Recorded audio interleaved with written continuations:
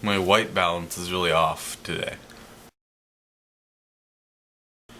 Alright, childhood. What is there to say? Well, there's a lot. But first, I want to give you a little context, so here are some pictures of me as a kid.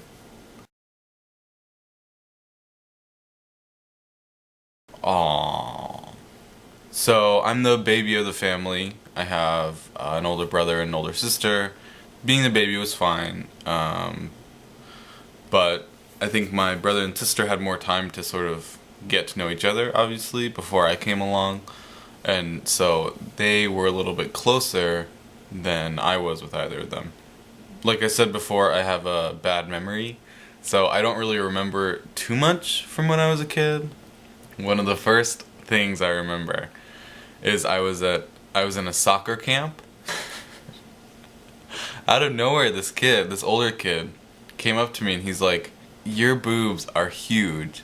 Do you wear a bra?" And that like shattered my little third grader soul.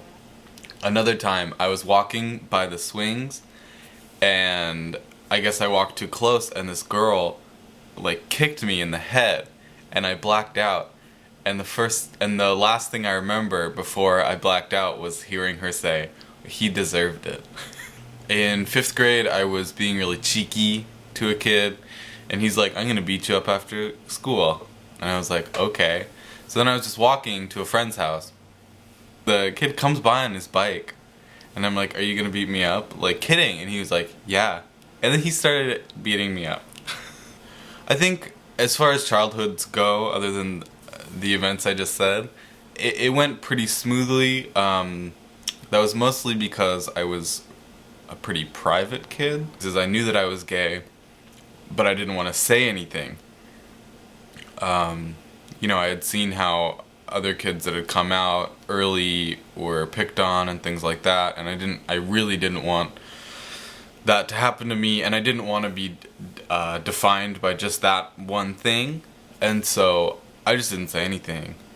In some ways that was good because it gave me a chance to get used to the idea of being gay for a really long time, way before I had to tell anyone, or way before I felt the need to tell anyone. What coming out early can do is make you just completely obsessed with just that one factor of yourself. And so you end up, just like people are defining you with that, you sort of take that and try and take back some of the power, and then you're like, "Yeah, I'm the gay kid, so what?" And that becomes, who you are. Which is fine, it's just not what I wanted to be sort of described as.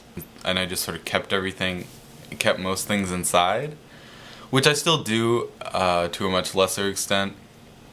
I feel, now I feel almost 100% fine with myself and who I am, which is why I can talk about things that were terrible in the past. I can't remember exactly when I started gaining weight. As far as my family and sort of my weight, they weren't really mean about it. The hard thing for me, though, was that my entire family is really skinny. Like, really skinny. When I was younger, it made me feel really sort of awkward. And maybe that was another reason that I felt a little bit separate from my family.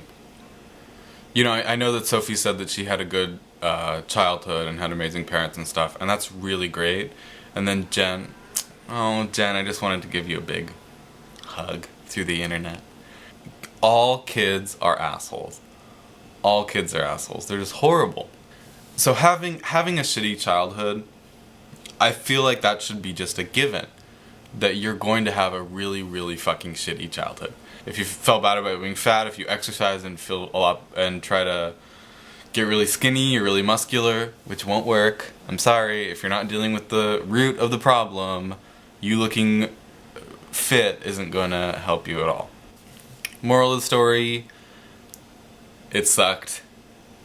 You're great now. You're perfect now. So, why worry? If you haven't liked our Facebook page yet, please go and do that. I know you're on Facebook. Ask us questions.